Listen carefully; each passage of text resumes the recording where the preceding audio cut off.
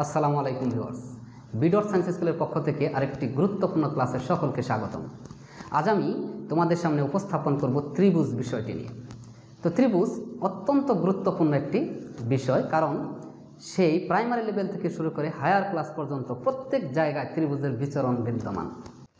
শুধু তাই নয়, নাটক সিনেমার থেকে শুরু করে রাস্তাঘাট, পার্ক, এমনকি সমুদ্রের মধ্যেও বারমুদা ট্রায়াঙ্গেল নামে ত্রিভুজের অস্তিত্ব আমরা দেখতে পাই।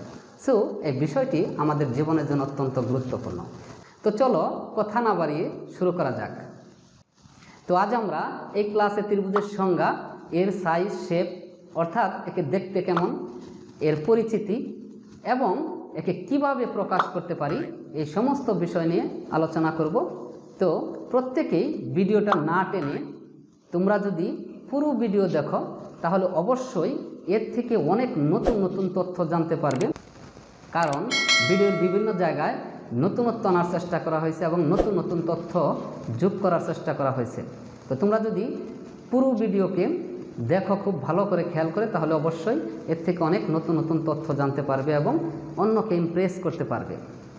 তো চলো আমরা শুরু করে দিই। এই যে আমরা বোর্ডে দেখতে পাচ্ছি কয়েকটি চিত্র বা ফিগার, এই প্রত্যেকটি ত্রিভুজ। এটা একটা ত্রিভুজ, এটাও একটা ত্রিভুজ, এটাও একটা ত্রিভুজ, এটাও একটা ত্রিভুজ, এটাও একটা ত্রিভুজ। এদের সাইজ এবং শেপ ভিন্ন, তবে তারা প্রত্যেকেই ত্রিভুজ বা ট্রায়াঙ্গেল। তো এরকম বিভিন্ন ধরনের ত্রিভুজ বা ট্রায়াঙ্গেল আমরা জীবনের প্রত্যেকটা ক্ষেত্রে পাব। তো এই জন্য এটার পরিচিতি আমাদের জানা দরকার। প্রথমেই জানা দরকার ত্রিভুজ আসলে কি। তো এখন আমরা ত্রিভুজ কি সেই সংজ্ঞাটা তোমাদের সামনে উপস্থাপন করব। তো প্রথমে আমরা ত্রিভুজ এই নামটার থেকেই ত্রিভুজের সংজ্ঞাটাকে বের করার চেষ্টা করব। তো ত্রিভুজ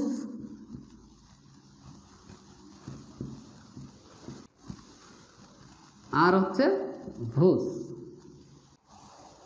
তো ত্রি অর্থ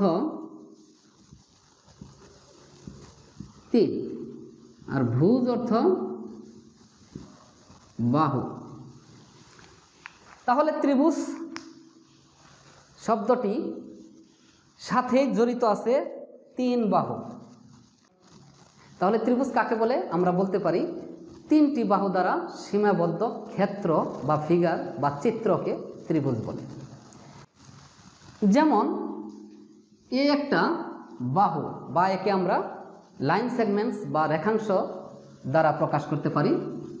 আরেকটা বাহু আমরা দিলাম এখান থেকে, আরেকটা বাহু দিলাম এখান থেকে। তাহলে যে একটা শেপ, একটা ফিগার, একটা চিত্র তৈরি হলো, এটাই হচ্ছে ত্রিভুজ। এখানে শর্ত থাকে যে অবশ্যই প্রত্যেকটা বাহু বা সেগমেন্টস কোথাও না কোথাও তারা মিলিত হবে। যদি মিলিত না হয় তাহলে কিন্তু ত্রিভুজ হবে না। যেমন বাহু তিনটে আছে, এটা কোনো ত্রিভুজ হবে না। অথবা বাহু তিনটে আছে, এ একটা বাহু, এ একটা বাহু, এখানেও তিনটি বাহু আছে কিন্তু কোনো ত্রিভুজ হয়নি, অর্থাৎ তারা সীমাবদ্ধ হয়নি, তাদের বাহুগুলো একে অপরের সাথে মিলিত হয়নি, এজন্য এরা ত্রিভুজ হয়নি। এটাও ত্রিভুজ নয়, এটাও ত্রিভুজ নয়, কিন্তু এটা ত্রিভুজ। আবার এই বিষয়টাকে আমরা যদি এভাবে অঙ্কন করি, যেমন এটা, তাহলে এটা একটা ত্রিভুজ হয়ে গেল, কারণ এখানে তিনটে সেগমেন্টস মিলিত হয়েছে। ঠিক আছে,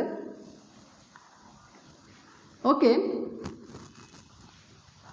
তাহলে আমরা বলতে পারি তিনটি বাহু দ্বারা বা তিনটি সেগমেন্টস দ্বারা সীমাবদ্ধ ক্ষেত্র বা ফিগারকে আমরা ত্রিভুজ বলবো। এখন একটা ত্রিভুজ কিভাবে বিল্ড আপ হয়, কিভাবে গঠিত হয়, সেই বিষয়টি পরিষ্কার করার চেষ্টা করব। চলো আমরা দেখে নেই। আমরা ধরে নিলাম এ একটা বিন্দু, এ একটা বিন্দু, এ একটা বিন্দু, তিনটা বিন্দু এখানে আছে। এই দুইটা বিন্দু মিলিত হয়ে একটা লাইন সেগমেন্টস বা রেখাংশ তৈরি হলো। ঠিক আছে, তো এই রেখাংশ দুইটা প্রান্ত আছে, একটা ধরে নিলাম এ আর একটা ধরে নিলাম বি প্রান্ত। আর এই প্রান্ত বিন্দুগুলো নির্দিষ্ট, সীমাবদ্ধ, অর্থাৎ এটার কোনো দিকে বাড়ার সম্ভাবনা নাই। তো আরেকটা বিন্দুর সাথে এই এ বিন্দুটা মিলিত হলো, এইটা ধরে নিলাম বিন্দু হচ্ছে সি। তাহলে এই দুইটা বিন্দু এ এবং সি মিলিত হলো একটা সেগমেন্টস, লাইন সেগমেন্টস বা রেখাংশ তৈরি হলো। তো আরেকটা বিন্দু এই সির সাথে বি মিলিত হলো, তাহলে এটাও একটা সেগমেন্টস তৈরি হলো। তো এখন এই তিনটা সেগমেন্টস দ্বারা যে একটা সীমাবদ্ধ ক্ষেত্র তৈরি হলো, এই ক্ষেত্রটা এইটা হচ্ছে ত্রিভুজ। এভাবে ত্রিভুজ তৈরি হয়, গঠিত হয়। ঠিক আছে, তো এই সেগমেন্টগুলো যদি পরস্পর মিলিত না হয় তাহলে কখনোই ত্রিভুজ গঠিত হবে না। যেমন আমরা এ একটা সেগমেন্টস আমরা ধরলাম এ, এটা বি। তো এখন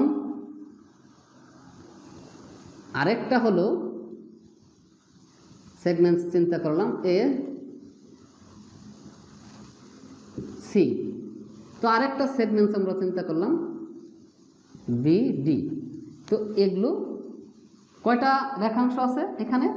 এ একটা, এ একটা, এ একটা, তিনটা আছে, কিন্তু তারা একে অপরের সাথে মিলিত হয়নি, একটা জায়গায় তারা মিলিত হয়নি, এজন্য এটা ত্রিভুজ হবে না। তবে এই ডি বিন্দুটা যদি এইখানে যে মিলিত হতো, এটা যদি এইখানে হতো তাহলে এটা একটা ত্রিভুজ হয়ে যেত। ঠিক আছে, তো যেহেতু এটা মিলিত হয়নি অতএব এটা ত্রিভুজ নয়। তো এটা হচ্ছে ত্রিভুজ আর এটা ত্রিভুজ নয়। তো আমি আশা রাখি ত্রিভুজ কিভাবে গঠিত হয় এই বিষয়টা ক্লিয়ার হয়েছে। অর্থাৎ এখানে এ বি একটা কি, এ বি একটা সেগমেন্টস, আবার এ সি একটা সেগমেন্টস, আবার বি সি একটা সেগমেন্টস। এই তিনটা সেগমেন্টস একে অপরের সাথে মিলিত হয়েছে। এখানে আমাদের খেয়াল করতে হবে প্রত্যেকটাই দুইবার করে আছে, যে এ দুইবার আছে, বি দুইবার আছে, সি দুইবার আছে। ঠিক আছে, তো এ একটা রূপ ধারণ করবে যদি ত্রিভুজ আমাদের গঠন করতে হয়। তো ত্রিভুজ যদি গঠিত হতে হয় তাহলে কয়েকটা শর্ত মেনটেন করতে হবে, শর্ত মেনে চলতে হবে। শর্তগুলো কি আমরা দেখানোর চেষ্টা করছি। তো এখানে যখন এই যে তিনটা কর্নার হয়েছে, অর্থাৎ তিনটা শীর্ষ, তিনটা কোণ বলতে পারি, এটা একটা কোণ, কারণ আমরা আগের একটা ক্লাসের মধ্যে দিয়েছি যে দুইটা রেখাংশ যখন একটা বিন্দুতে মিলিত হয় অথবা বিন্দু থেকে নির্গত হয় তখন কোণ তৈরি হয়। তাহলে এইখানে একটা কোণ তৈরি হয়েছে, এখানে একটা কোণ, এখানে একটা কোণ। তো ক্লাসটি যারা এখনও দেখনি তাদের জন্য আই বাটনে এবং প্লেলিস্ট ও ডেসক্রিপশন বক্সে এর লিঙ্ক দেওয়া হলো, তোমরা দেখে নিবে, তাহলে এই বিষয়টা বুঝতে তোমাদের জন্য সহজ হবে। তো এখানে একটা কোণ তৈরি হয়েছে বা শীর্ষ তৈরি হয়েছে এ। তাহলে এ কিভাবে হবে? এ হতে গেলে আমাকে অবশ্যই এই যে রেখাংশ এ বি ইন্টারসেক্ট হতে হবে রেখাংশ এসির সাথে। ঠিক আছে, আবার বি যদি হতে হয় তাহলে রেখাংশ বি এ, বলে রাখা দরকার এই এ বিকে বি এ দ্বারাও প্রকাশ করা যায়, এ বি দ্বারাও প্রকাশ করা যায়। ঠিক আছে, আগের ক্লাসগুলো দেখে নিলে অবশ্যই এগুলো বুঝতে পারবে। আর এখানে হচ্ছে ইন্টারসেক্ট বিসি। ওকে, আবার সি যদি হতে হয় তাহলে রেখাংশ সি এ ইন্টারসেক্ট রেখাংশ সিবি। এই কয়টা বিষয় আমাকে মেনে চলতে হবে। একই সাথে যখন এটা পুরো একটা ত্রিভুজ হয়ে যাবে তখন প্রকাশ করব এভাবে, ত্রিভুজ এ বি সি যদি হতে হয় তাহলে অবশ্যই ইন্টারসেক্ট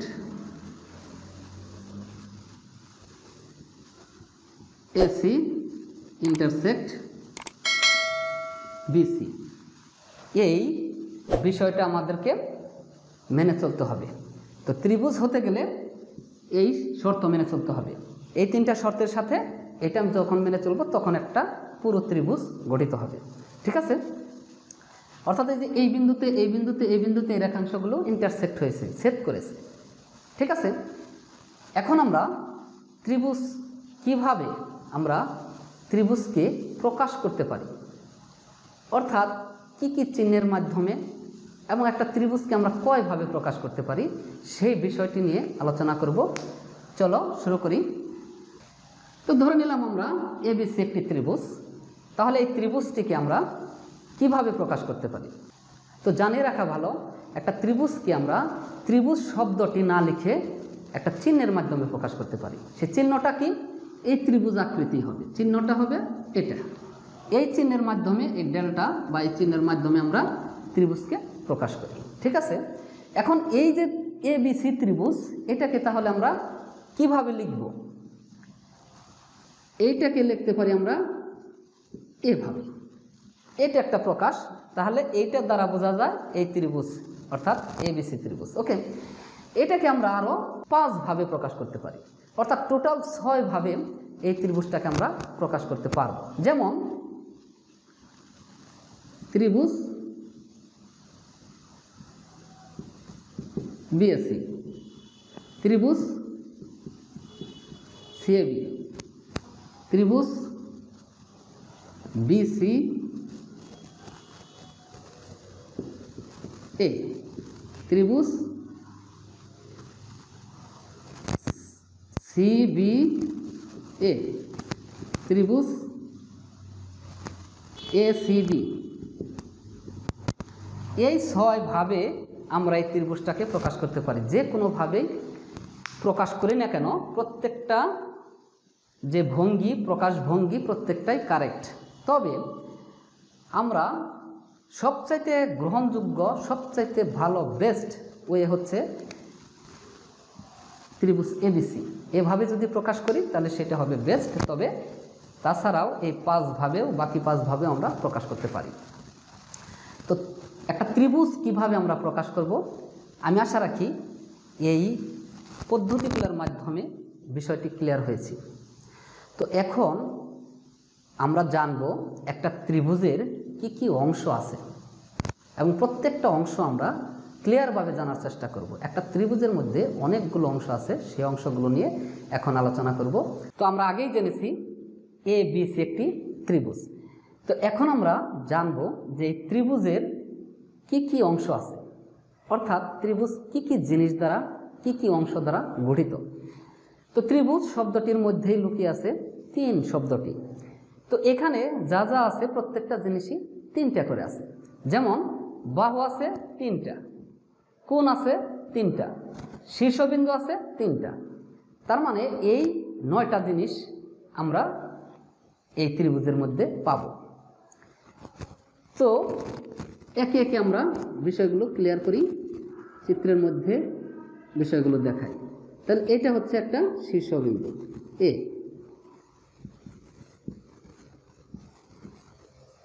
এটা একটা শীর্ষবিন্দু। আবার বি, এটা একটা শীর্ষবিন্দু।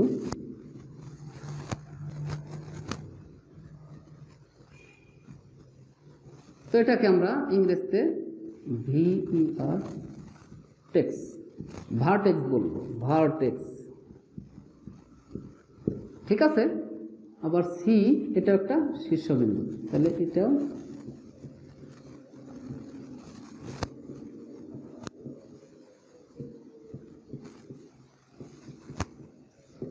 ভার্টেক্স।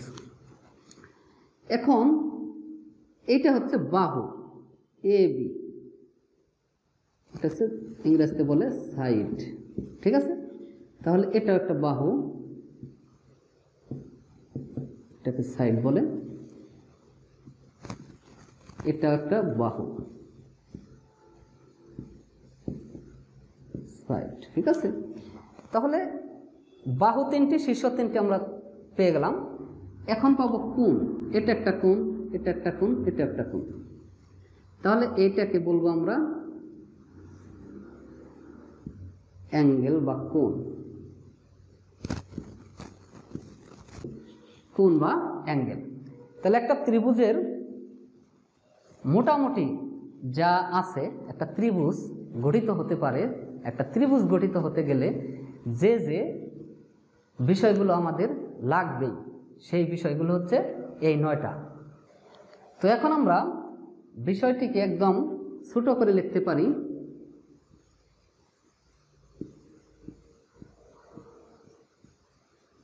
ত্রিভুজের বাহু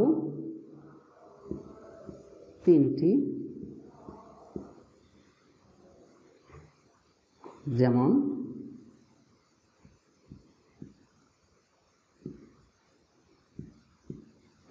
AB, BC ও AC। এই ক্ষেত্রে ত্রিভুজের কোণ 3টি, যেমন কোণকে আমরা এভাবেও প্রকাশ করতে পারি, আবার এটাকে BAC বা CAB এভাবেও প্রকাশ করতে পারি। তো কোণ নিয়ে আমাদের একটা গুরুত্বপূর্ণ ক্লাস আমরা অলরেডি করেছি এবং আপলোড করা আছে, তোমরা ক্লাসটি অবশ্যই প্লেলিস্ট এবং ডেসক্রিপশন বক্সে দেওয়া আছে, তোমরা দেখে নেবে। তো এ কোণ, আরেকটা হচ্ছে বি কোণ, আরেকটা হচ্ছে সি কোণ। এই 3টা কোণ, ঠিক আছে। শীর্ষ 3টি, ত্রিভুজের শীর্ষবিন্দু 3টি। তা কি কি? একটা হচ্ছে এ, একটা হচ্ছে বি ও সি, এই 3টা শীর্ষবিন্দু। তাহলে টোটাল একটা ত্রিভুজের মধ্যে 9টি পার্ট বা অংশ আছে। তো এই একটা অংশ বাদ গেলে ত্রিভুজ গঠিত হবে না। সো এই বিষয়টা আমাদের খুব গুরুত্ব সহকারে জানতে হবে। তো আশা রাখি তোমাদের এই ক্লাসটি ভালো লেগেছে। যদি ভালো লেগে থাকে তাহলে অবশ্যই লাইক, শেয়ার ও কমেন্ট করবে। একই সাথে তোমাদের প্রত্যেকের কাছে আমার রিকোয়েস্ট, তোমরা এখনও যারা আমার চ্যানেল সাবস্ক্রাইব করো নাই তারা এখনই সাবস্ক্রাইব করে নাও এবং পাশে থাকা বেল বাটনটিতে চাপ দিয়ে রাখো, যাতে করে এই চ্যানেলে আপলোড করা সকল ভিডিও তোমাদের কাছে সবার আগে পৌঁছে যায়। আরেকটি রিকোয়েস্ট, আমার ফেসবুক পেজ B.science পেলে তোমরা লাইক ও ফলো করতে পারো। তো ধন্যবাদ সকলকে। আসসালামু আলাইকুম।